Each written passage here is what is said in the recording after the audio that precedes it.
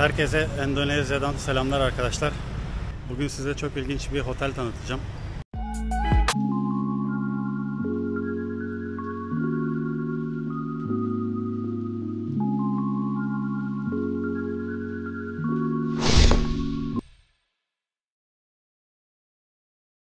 Şu an Endonezya'nın Java bölgesindeyim, Java adasındayım. Orta Java bölgesindeyim. Orta Java'nın mütevazi bir kasabası olan Salatiga şehrindeyim. Bu kasabayı ilginç kılan arkamda görmüş olduğunuz bina dünyanın en ince binası olarak adlandırılıyor. Daha önce CNN ve değişik haber kanallarına konu olmuş bir bina. Şimdi size bu binadan bahsedeceğim bugün. Mimarı da burada yaşıyor. Mimarla da görüşebilirsem ondan da bu binanın hikayesini dinlemek istiyorum. Bu arkamda görmüş olduğunuz bölge, şurada ince bir sokak var. Orayı da göstereceğim size. İnce bir sokakla bir bina arasında kullanılmayan bir araziymiş. Yani hiçbir şekilde kullanılamayacak derecede ufak bir araziymiş. Bu binayı tasarlayan mimar bu alanı nasıl kullanırım diye düşünmüş ve ortaya böyle ince bir otel fikri yapmak aklına gelmiş. Şöyle biraz etrafı göstermek istiyorum. Anlarsınız. Etrafında pek bir fazla bir alan yok. Şurada bir bina var. Müstakil bir ev. Şurada apartman gibi bir bina var. Şurada da bir bina var. Böyle daracık bir sokak var burada. Gördüğünüz gibi motor bile zor dönüyor. Şimdi burayı tasarlayan mimar Ari eğitimini aldıktan sonra yaşadığı, doğup büyüdüğü yere geliyor ve buradan bir arsa satın almak istiyor. Burada bir iş yapmak istiyor. Kendi projesini oluşturmak istiyor. Böyle atıl durumda kullanılmayan bir arsa buluyor. Yani çöplük olarak kullanılıyormuş. Bu binayı, bu arsayı aldıktan sonra bu fikrini belediyeye gösteriyor. Belediye de onay veriyor. İşte komşularını rahatsız etmeden bir otel yapabileceğini söylüyorlar bu dar alanda. İşte 15 metre gibi bir yükseklik sınırı veriyorlar ona. O da bu binayı tasarlıyor. 7 kattan oluşuyor. 7 kat ve 7 odası var bu otelin arkadaşlar. Evet, sadece 7 odası var. Odaların içi de bayağı dar. Şu an full olduğu için gösteremiyorum maalesef size. Ama otelin içini göstereceğim size. Otelin çatı katında da bir restoran mevcut. Ayrıca girişinde de bir restoran mevcut. Oturup kahve yemek içebilirsiniz. Fiyatlar da gayet uygun.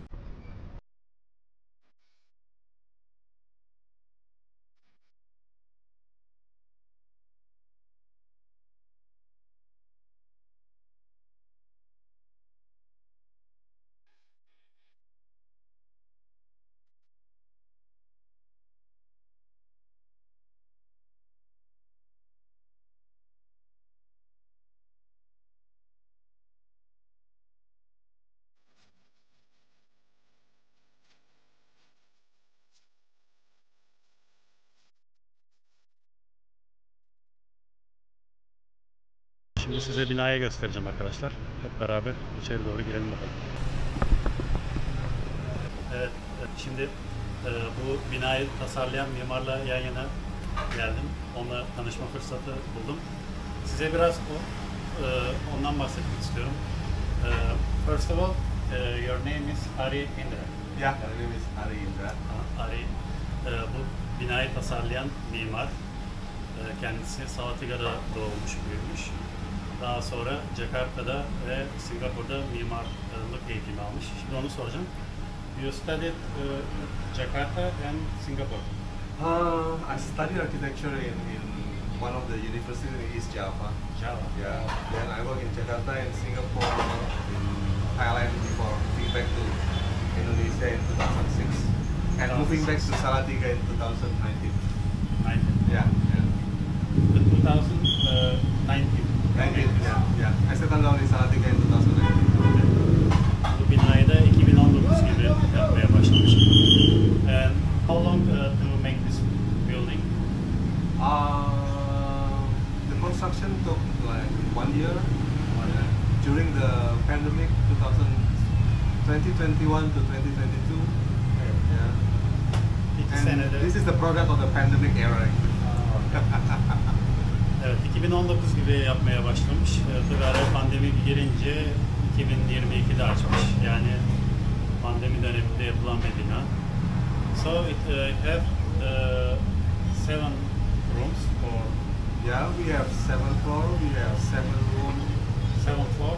Yeah, 7 floor.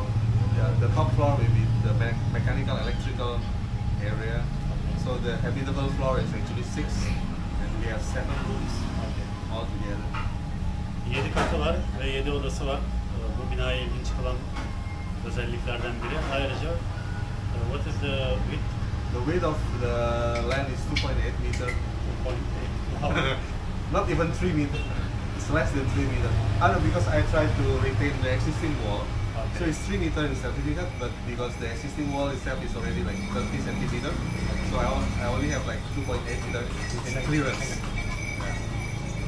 But the government give me the permit to build 15 meters, so that's how I try to compensate everything into the floor area. Bu binayı ilginç kılan özelliklerden en önemlisi ince olması. Ünvanını da bu şekilde almış. Sadece 2.80 santimetre, yani 3 metre bile değil. Hükümet de ona 15 metrelik yükseklik vermiş. O da bu binayı bu şekilde tamamlamış. So when you finish your study, you came here and you want to make business. Your idea is like that? Not really. When I finish study, I don't know what to do. Okay.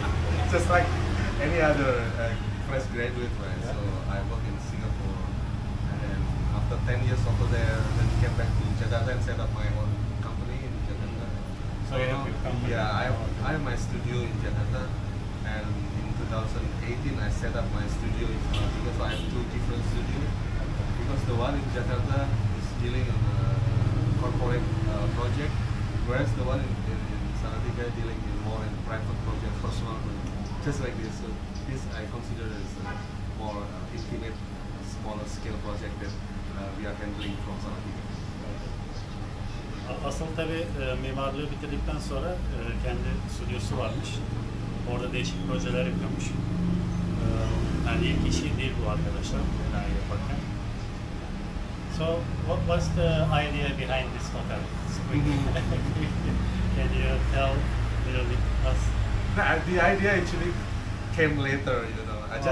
I just bought the land first because it's quite interesting to have like 2.8 meter with the land of only 12 meter. It's just right in the middle of the town. Right? So I bought the land in 2017. So during the pandemic, we were toying with the idea of what we are going to do with this plot of land, because first we think of like building a house. It's like a townhouse, but then what can we do with the townhouse? It's just straight. I mean, you can't do anything with the townhouse, right? So we tried to do something that will propel Salatiga into more exposure. So that's why we decided to build a hotel, and it's because of the limitation and everything that what we can do is just a very narrow building with a 15-story there. Actually it's not much different with the neighbor, you know. It's just like 1.5 meter higher than the neighbor, but just because the width is just 2.8, so it looks very slender. Yeah.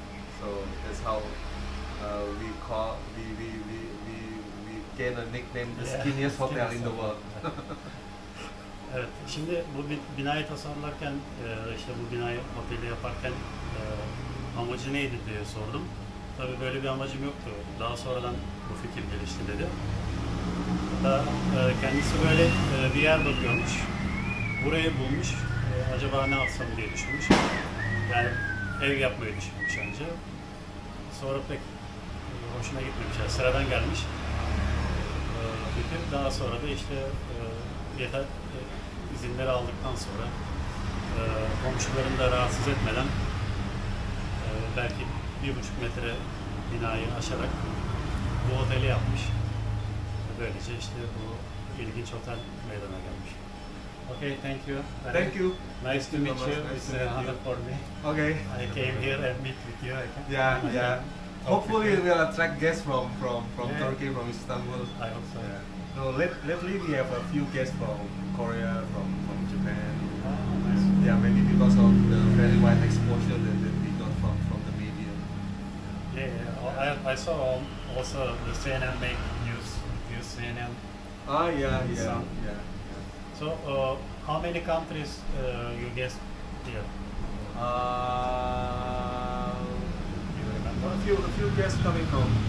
No, because there are many company in Salatiga, in Greater Salatiga from Korea and Japan. So we have seen a few guests from those two countries. But lately we also have guests from Australia.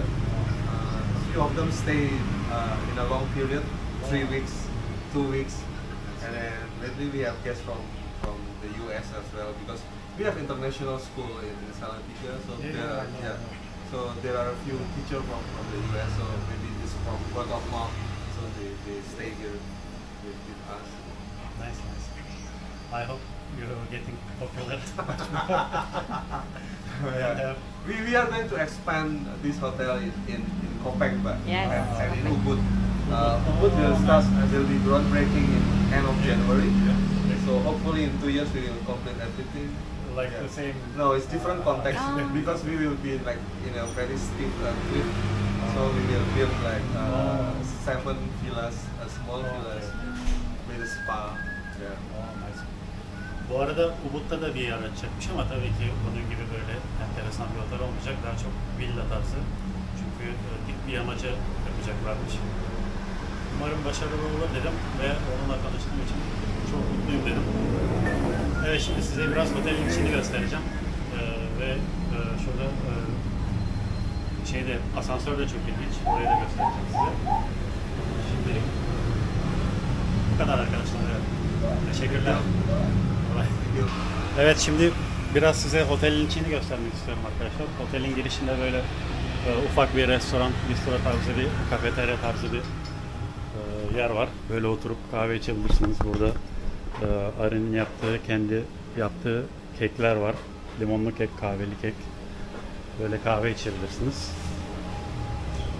Basamaklar böyle bayağı dar bu şekilde. Şurada asansör var. Asansörü de göstermek istiyorum size. Asansör çok ilginç. Kapsül şeklinde. Bu şekilde açılıyor. Şöyle içine girelim. Gördüğünüz gibi bayağı bir dar.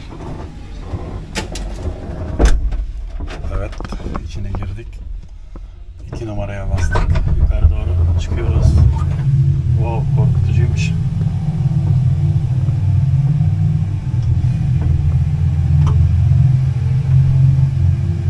Birinci kat.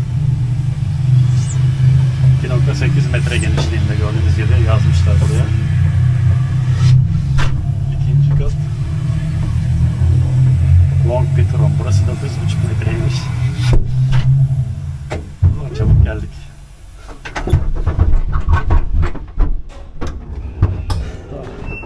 Hello.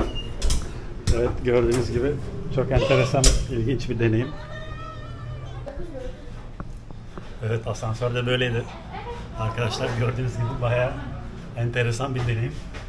Kapsülün içinde böyle bu şekilde yukarı çıktık. Şimdi restoranta doğru gidelim bakalım.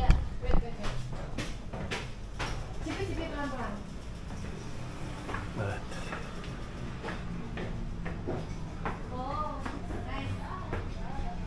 Asansörden indikten sonra bu 3. kata izin vermedi galiba. Çıkamıyoruz herhalde. Neyse. 2'ye basmak lazım dediler ama neyse. Bir kat daha çıkıyoruz asansörden sonra. Evet. Çatı katına ulaşmış olduk böylece. Burası 2'de açılıyormuş. Tabii Mimar Ari sağ olsun bize izin verdi. Şöyle.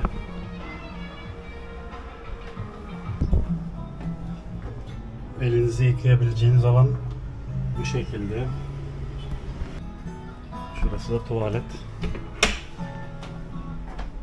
Tuvalette böyle.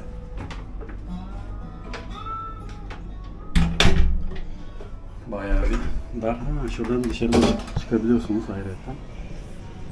Dışarısından manzarası bu şekilde.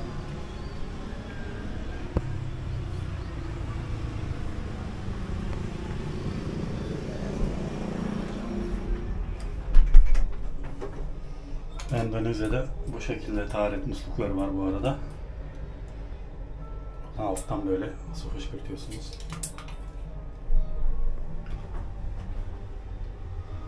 Evet, tuvalette bu şekilde arkadaşlar.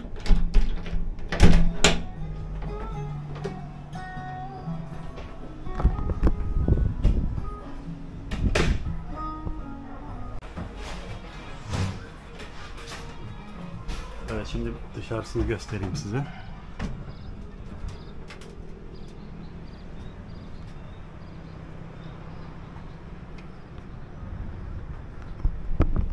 Normalde şu arkamda büyük Marbabu Dağı var. Onun arkasında Marapi Dağı var.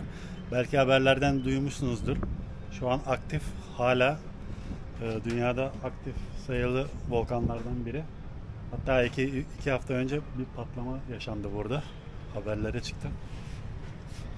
Şimdi Endonezya'da yağmur mevsimi başladığı için hava bulutlu. Tam gösteremiyorum orayı size ama genelde işte 3-4 gibi yağmur başlıyor burada. O yüzden bu aralar yağmurlu. Görmüş olduğunuz Marbabu Dağı ve arkasında Marapi Dağı.